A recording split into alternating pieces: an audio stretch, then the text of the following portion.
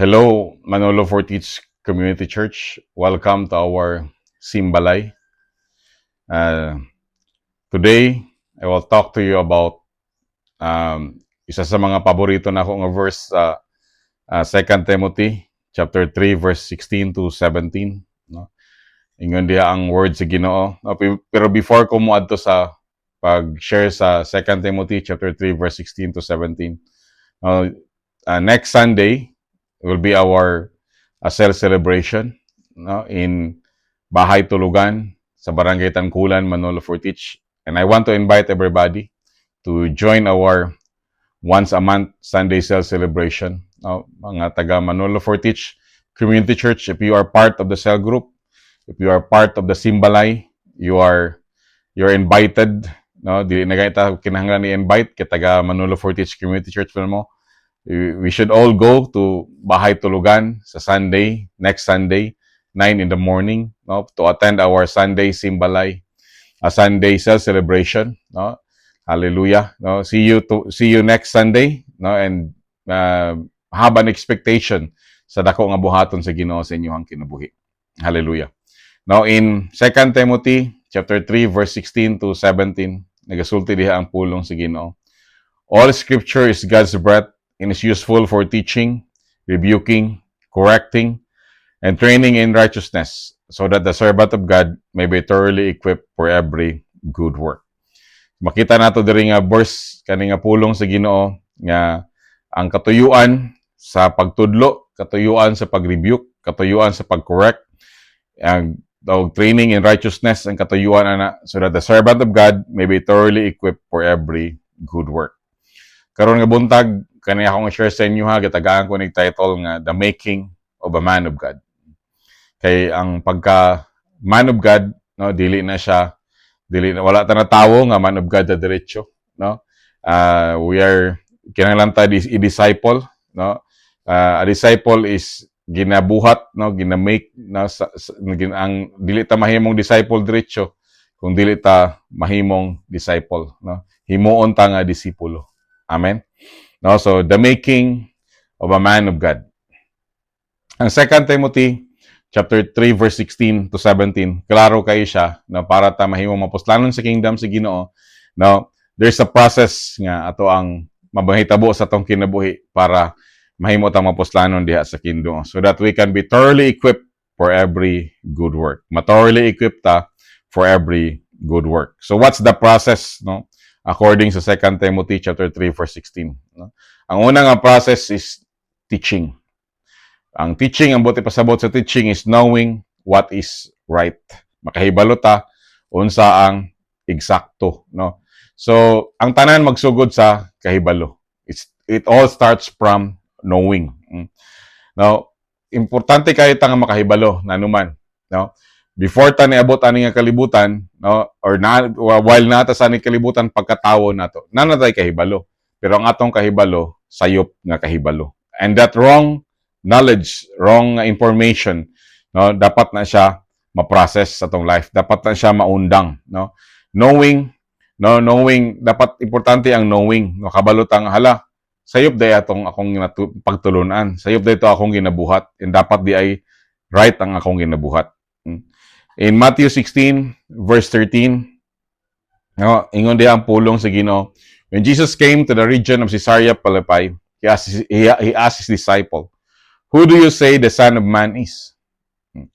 No, so gipangutana ni Jesus ang iyang mga disciple, and isa sa iyang gipangutana ani si Peter, no.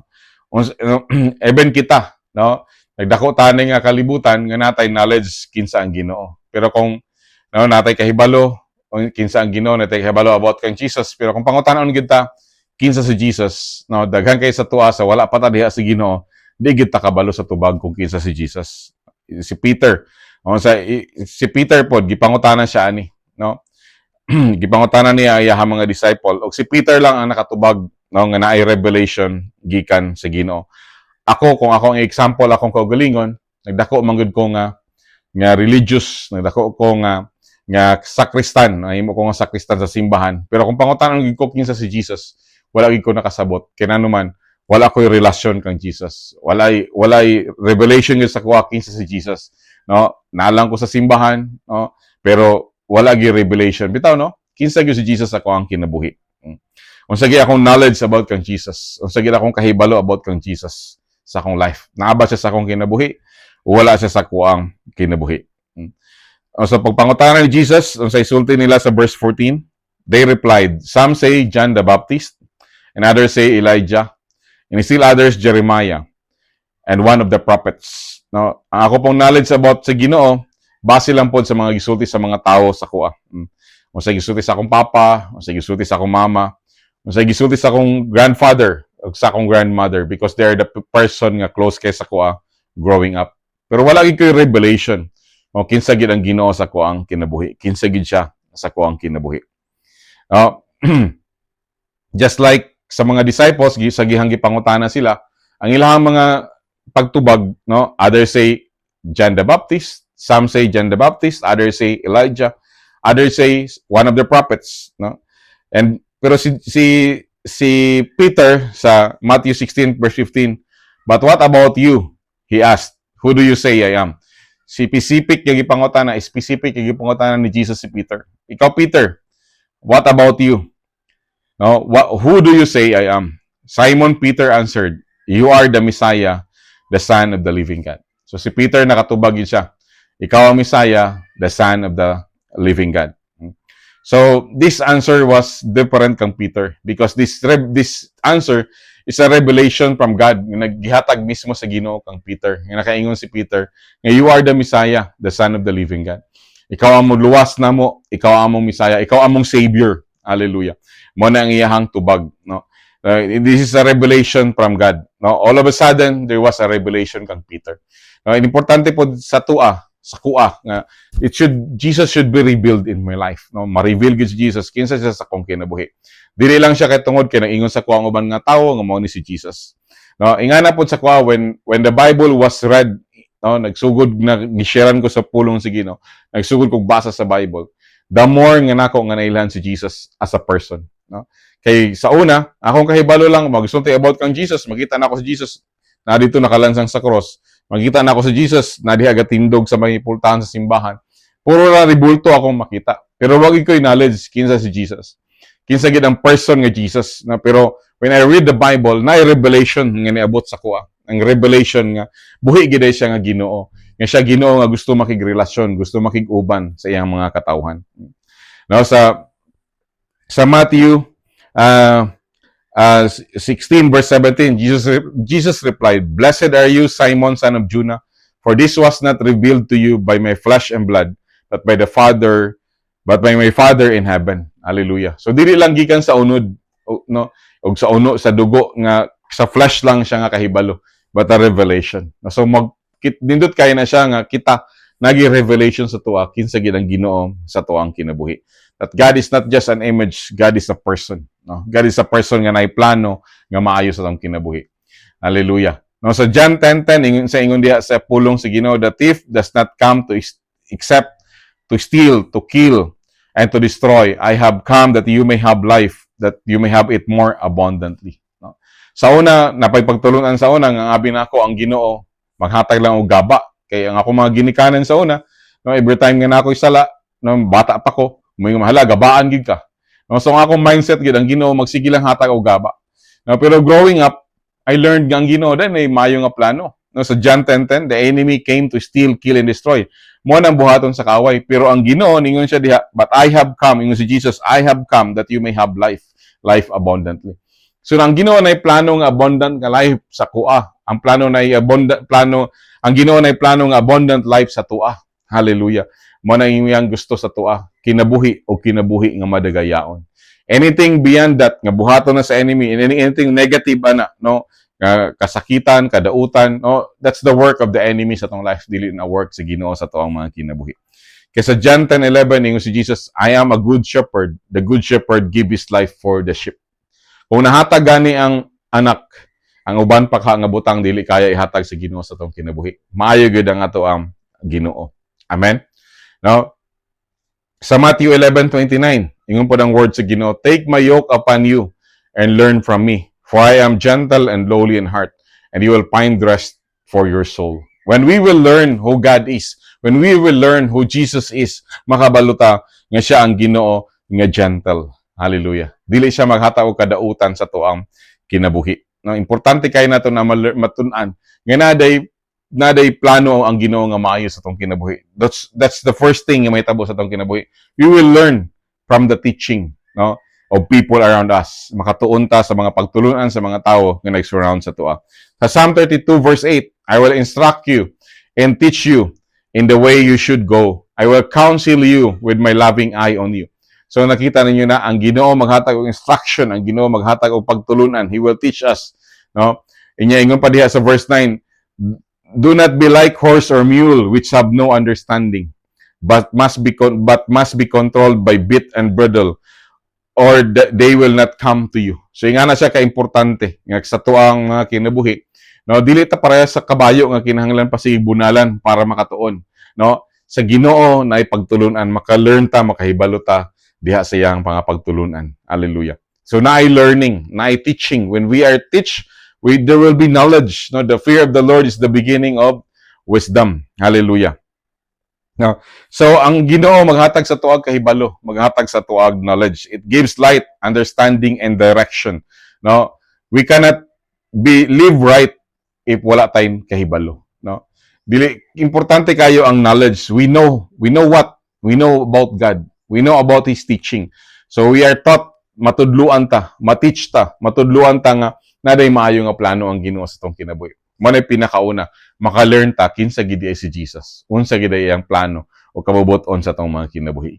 Kinsa gid ang person nga si Jesus. Hallelujah. So that's the first one, learning. No, we will learn, we will be taught. No, na teaching ang mabot sa tong kinabuhi, ang teaching ang mabot sa tong kinabuhi.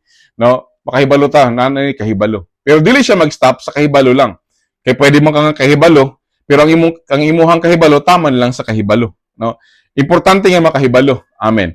Pero ang kahibalo dapat na ay sunod ana sa kahibalo. Ang sunod sa kahibalo, number 2 is rebuke, no? Rebuke. So kinahanglan ta badlungon, no? Ang pagbadlong kanang pag-rebuke means stopping what is wrong. Undangon ang sayop nga ginabuhat. Mao na rebuke nga naman, stop what is wrong.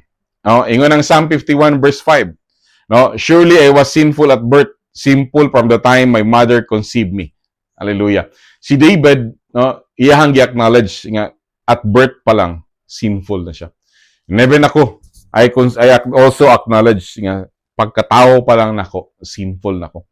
And I also believe nga kamo pod mismo, you acknowledge that nga pagkatao pa lang gid ninyo naay sin, naay nagi-sin, nana ang sin sa inyong kinabuhi. Kaya ingon gani ang Bible sa Romans 3:23, for all have sinned and fall short of the glory of God. So niabot gid ang sala o ang tanan napakyas sa himaya sa Ginoo.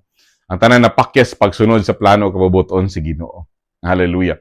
Ingon po ang Proverbs 22:15, foolishness is bound in the heart of a child. No? So naagid ang foolishness sa tuang pagkabata pa lang, no? Mo na nga we should be rebuke na naman should stop what is wrong. No? Ang pag-rebuke igsoon exposes what is wrong. No? Para ang wrong maundang, may stop, di ba? May expose po ang sin, para ang sin may stop. Hallelujah. Amen. Mo na nga importante kayo kaya rebuking for us to know that we are wrong, no? And the wrong should be stopped. Hallelujah. Sa Matthew 9:36, when he saw the crowds, Jesus, when he saw the crowds, he had compassion on them because they were harassed and helpless like sheep without a shepherd. So mo ni ang pinakauna nga problema sa tao. The problem sa mga tao is they are harassed and helpless like sheep without a shepherd. Now, dapat ma-stop ang pagharas sa enemy sa atong mga kinabuhi. Dapat ma-stop ang atong pagka-helpless. No? Kay kung sa tao lang, kung imong kaugalingon lang nga paning kamot, dili nimo maluwas ang imong kaugalingon. We need God to help us. We need God to save us. It's God who will save us. Hallelujah. Mo na in order to stop no nga harassment sa enemy sa atong kinabuhi, in order to stop nga helpless ta sa atong kinabuhi, ang kailangan nato sa atong kinabuhi is a shepherd. That's why ingon si David sa Psalm 23 verse 1, the Lord is my shepherd, I lack nothing. No? Kung naang Ginoo sa imong kinabuhi, then you are nakaitabang. Kung naang Ginoo sa imong kinabuhi, diri ka maharas, dili ka maharas. Hallelujah. Sa Psalm 23 verse 2, He makes me lay down in green pasture. He leads me beside quiet waters. So kung naay shepherd sa imong kinabuhi, ang shepherd mo ay mag-lead sa imuha, mo ay mag-guide sa imuha paingon sa sakto nga pasture. Ang shepherd mo ay mag-lead sa imuha paingon sa quiet waters mo na buhaton sa shepherd sa imuhang kinabuhi. Sa Psalm 23 verse 3, He refreshes my soul. He guides me along the right path for His name's sake. Hallelujah. Di ba? Para sa iyahang pangalan, i-refresh ka niya. Para sa iyahang pangalan, i-guide ka niya sa sakto nga dalan. Muna nga dili gid ikaw ang mangita og sakto nga dalan. When you are in the shepherd will lead you to the right way. Hallelujah. Now, kay ingon gani si Jesus, ingon sa gisulti niya, no, I am the way, the truth, and the life. No one comes to the Father except through me. So siya gid ang dalan. No? Muna nga ayaw pangitaa ang dalan sa kalibutan, ang dalan si Jesus mismo. He is the way, the truth, and the life. No? Sa Psalm 23 verse 4, Even though I walk through the darkest valley, I will fear no evil, for you are with me. Your rod and your staff, they comfort me. So mo na buhat sa shepherd sa imong life. Pag nakay shepherd, you will walk through the darkest valley sa imong life. Naikangit-ngit nga maabot sa imong kinabuhi, pero dili ka mahadlok na naman kauban nimo ang imong shepherd. Sa verse 5, You prepare a table before me in the presence of my enemies. You anoint my head with oil, and my cup overflows. Hallelujah. Sa verse 6, Surely your goodness and your love will follow me all the days of my life, and I will dwell in the house of the Lord forever. That's what the shepherd will do sa imuhang kinabuhi. Goodness and love of God will follow you all the rest of your life. Hallelujah. Now, ang tao, kung dili siya ma-rebuke, ma-destroy siya. Pero kung na-rebuking sa iyang kinabuhi, na-shepherd nga mag-lead sa iya, na-shepherd nga mag-guide sa iya, na-shepherd nga mag-feed para sa iya, na-shepherd nga maghatag sa iya dwelling forever. Hallelujah. Mao ni siya igsoon nga ang pag-rebuke is not to shame but to shape. Dili ta para pakaulawan, kundi para kita mapurma. Hallelujah. Now, si Peter, let's go back to Peter. 'Di ba si Peter man tong gipangutanan ni Jesus nga, sa imuha Peter kinsa man ko, no? And the same Peter, kaning Peter, no? Sa Bible kung imo ning basahon, how many times si Peter nag-rebuke siya ni Jesus? Time to time nga mag-uban sila ni Jesus, makadawat gid si Peter og pagbadlong. In Matthew 16:21, from the time on Jesus began to explain to his disciples that he must go to Jerusalem and suffer many things at the hand of the elders, the chief priests, and the teachers of the law, and that he must be killed and on the third day be raised to life. Kung sa gibuhat ni Peter sa verse 22, Peter took him aside and began to rebuke him. Si Peter noon na namadlong, imbis si Peter mapabadlong. Never, Lord, he said, this shall never happen to you. Jesus turned and said to Peter, Get behind me, Satan. You are a stumbling block to me. You do not have in mind the concerns of God, but merely human concern. So kare gig-rebuke na si Peter sa Ginoo. Ang imong hunahuna, Peter, hunahuna sa tawo, dili hunahuna sa Ginoo. Sa atong life, kinahanglan tag-rebuke na naman. Most of us, no, nagsugod kita because nanadaan sa to ang sala. No? Bata pa ta, nanadaan sa to ang sala. Nagid ang atong pagka-human. Nagid atong pagka-selfish. Nga atong yung gusto mahitabo. No? Dili siya sa point sa Ginoo, kundi dili sa point sa to ang kaugalingon nga self. No? And mao nay gusto buakon sa Ginoo sa tong kinabuhi. Manang ginay-rebuking ang Ginoo sa tong kinabuhi. Sa Matthew 16 verse 24, then Jesus said to his disciples, Whoever wants to be my disciple must deny themselves, take up their cross, and follow me. No? Mao ni siya ang rebuke ni Jesus na naman, dili siya sa to ang plano o gusto. Dili ang atong tawhanon nga perspective, but ang perspective sa Ginoo. Ang gusto sa Ginoo mahitabo sa tong kinabuhi. If you want to be my disciple, deny yourself. Manaingon ni Jesus. Deny ourselves, take up his cross, and follow him. Hallelujah. Now, sa verse 25, For whoever wants to save their life will lose it, but whoever loses their life for me will find it. Muna nga diha sa Ginoo, daghan na kayo nagsunod sa Ginoo. No? Because nag-follow sila sa Ginoo, give up nila ilang life. Give up nila ilang mga plan, ilang mga ambition, ilang mga gustong mahitabo para sa will o purpose sa Ginoo sa ilang kinabuhi. And now, nahitabo ni sa ilaha ang verse 26. Nahitabo ni sila ang verse 25, no? Whoever loses their life for me will find it. They find real life diha sa Ginoo. Nga. Kaya yung messages, I am the way, the truth, and the life. Hallelujah. Now, Matthew 16:26. What good will it be for someone to gain the whole world yet forfeit their soul? Or what can anyone give in exchange for their soul? Hallelujah. Now, igsoon before pa ta nag-give up sa tong life, before pa nato give up ang atong life, before una nga nag-give up ang Ginoo, ang pinakalisod gibuhat na sa Ginoo sa atong mga kinabuhi. So, ang pinakauna, no, na teaching. Ang teaching para ta makabalo, para na knowledge na kahibalo. Pero dili siya mag-stop sa kahibalo. No, we should be rebuke na naman. No, para ma-rebuke ta to stop doing what is wrong. No, ang ikatulo dayon is correction. Correction is starting what is right. Buhaton nato unsa eksakto. No, nanumang kinahanglan magbuhat sa eksakto because pagbuhat sa eksakto, pagbuhat what is right is realignment. And start doing what is right. Realignment sa will sa Ginoo. Realignment sa plan sa Ginoo. Realignment sa purpose sa Ginoo. Realignment sa vision nga gihatag sa Ginoo sa atong kinabuhi. Hallelujah. Now, sa John chapter 21 verse 15, no, si Jesus, no, o si Peter, again balik ta sa relationship ni Jesus ug ni Peter. When they had finished eating, Jesus said to Simon Peter, Simon, son of Jonah, do you love me more than this? Yes, Lord, he said, you know that I love you. Jesus said, feed my lambs. Kaya siya nga time, no, this is the time nga uma naman namatay si Jesus ani. No, niya.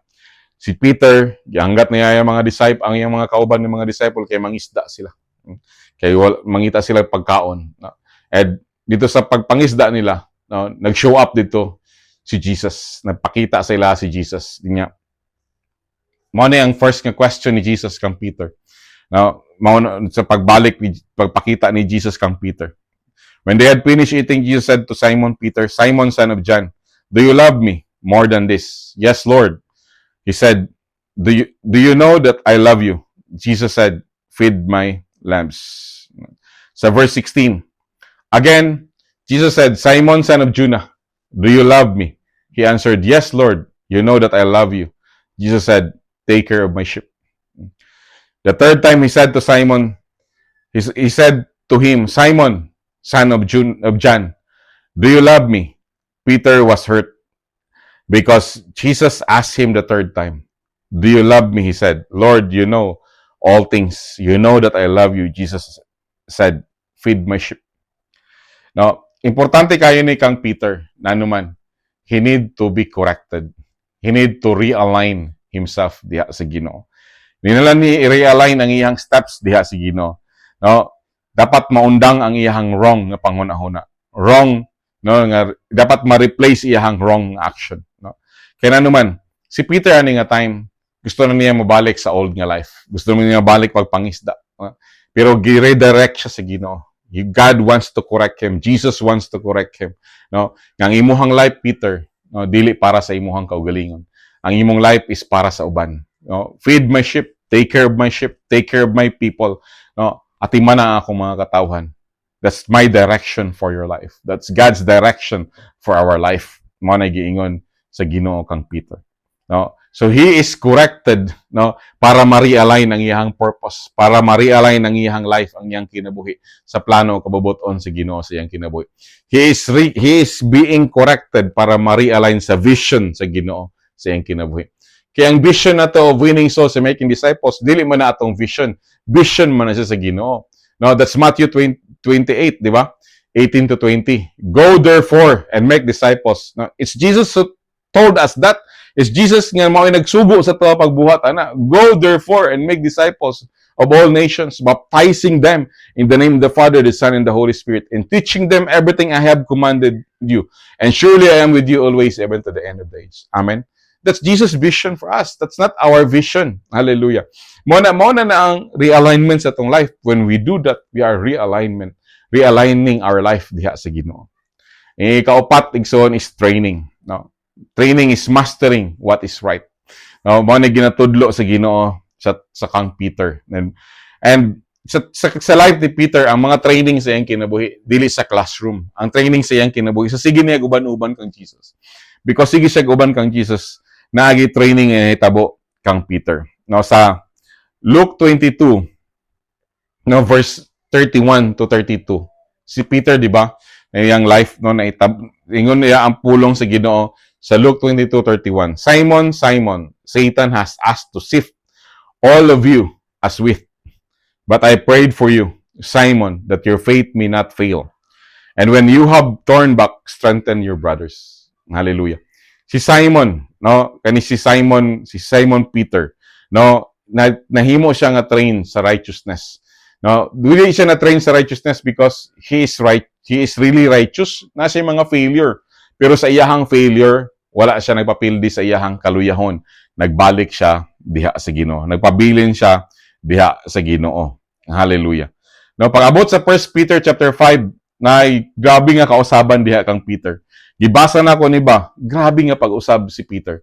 Nahimo siyang master sa righteousness, master sa pagkamatarong, no? Hallelujah. Sa 1 Peter chapter 5 verse 1. To the elders among you, no, maniyang letter ni Peter. I appeal as fellow elder and a witness of Christ's suffering, who also will share in the glory to be revealed. Kani nga time sa verse 1. To the elders among you, I appeal as fellow elder and a witness of Christ's suffering, who also will share in the glory to be revealed. This time, si Peter take responsibility. As a fellow elder, no, i-address niya ang mga katawhan as a fellow elder because of his personal experience na witness niya mismo, no, diha sa Ginoo. Ang suffering ni Kristo, na witness na niya mismo. Na witness niya unsa ang kalisod nga giagian ni Jesus Christ. Kaya siya gani, gidinay niya si Jesus. Nakita niya si Jesus sa cross. Hallelujah. Nakita niya ang suffering ni Jesus ito. No, despite sa iyahang pagdeny, despite sa iyahang fault, nagpadayon siya diha sa Ginoo. Muna sa iyahang pagpadayon, unsay giingon niya diha sa verse 2. Be shepherd of God's flock that is under your care. No? Grabe na nga pag-usab ni Peter. No? He take responsibility. No? Niingon siya, be shepherd of God's flock that is under your care, watching over them, not because you must, but because you are willing. As God wants you to be, not pursuing this honest gain, but eager to serve. Not lording it over those entrusted to you, but being example to the flock. No? So makita niyo mo diya si Peter, no, na ay willing niya nga service sa Ginoo. Unsa man nga service? Taking care of God's flock. Kingnan ba siya? Feed my sheep 3 times. And wala siya laing giwali, kundi be shepherd of God's flock. Wala siya laing istorya, wala siya yung gisulti. When gi-address niya ang mga tao, be shepherd, ang mga elder, be shepherd of God's flock. That is under your care. Watching over them, not because you must, but because you are willing. Hallelujah. No? So, grabe na ang pag-usab diha kang Peter. Sa verse 3, no, naingon siya, not lording it over those entrusted to you, but being example to the flock. Sa verse 4, and when the chief shepherd appears, you will receive the crown of glory that will never fade away. Kabalo ta tanan nga ang chief shepherd is si Jesus.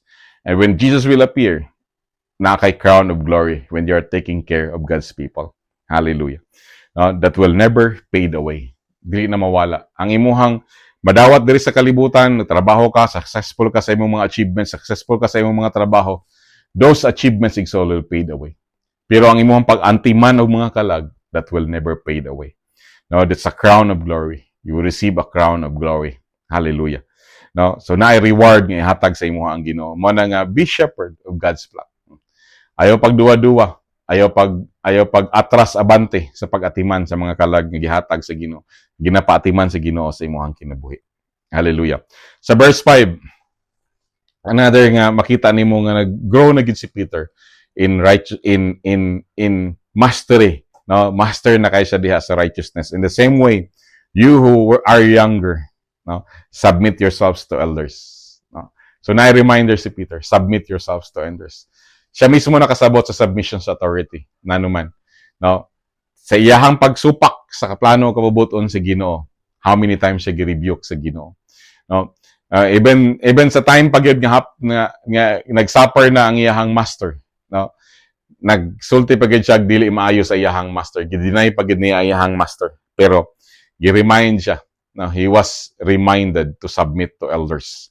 And And all of you, clothe yourself with humility to get toward one another, because God opposes the proud but shows favor to the humble. So si Peter sa young life, once he is a proud person. Proud kayo siya. No? Ganay kani si Peter choleric, kani si Peter isugun, kani si Peter nagabuot-buot sa iya, sanguine man pud gihapon siya. No? Pero when gi-revive siya sa Ginoo, no, gi-humble siya sa Ginoo, no, nakasabot siya nga ang proud i-oppose sa Ginoo, pero ang humble ituboy sa Ginoo. Dako kay siya pag-usab. So verse 6, humble yourselves therefore under God's mighty hand, that He may lift you up in due time. No? Si Peter was humbled by the Lord Jesus Christ. 3 times ba siya gipangutana? No? Do you love me, Peter? Do you love me, Peter? Feed my sheep. Feed my sheep. No? Ang iyahan na untang plano, mangisda na lang siya hangtod sa iyang kinabuhi. Pero naay new direction ang Ginoo sa iyang kinabuhi to feed the sheep of God. Na-experience ni Peter ang hard-headed siya, which result sa iyang pag-deny kang Jesus. Pero gitudloan siya sa Ginoo to be humble. Kadtong nga experience sa iyang life, he learned to be humble. And gi-humble siya sa Ginoo. Hallelujah. Unya ang iyang kinabuhi is never the same again. He was humbled by God. Gabi ni siya, daghan kay ni siya experience about being humbled by God. Now sa 1 Peter chapter 5 verse 7, cast all your anxiety on Him because He cares for you. This is a new Peter that talks about worries. Talks about nothing to worry. God cares. Hallelujah. Nanuman, si Peter, ako nakita na ko ba si Peter, katulos siya nakita og dako nga milagro sa Ginoo. Ang first nga miracle katong gipakaon ni Jesus Christ ang 5,000 ka tawo sa duwa lang ka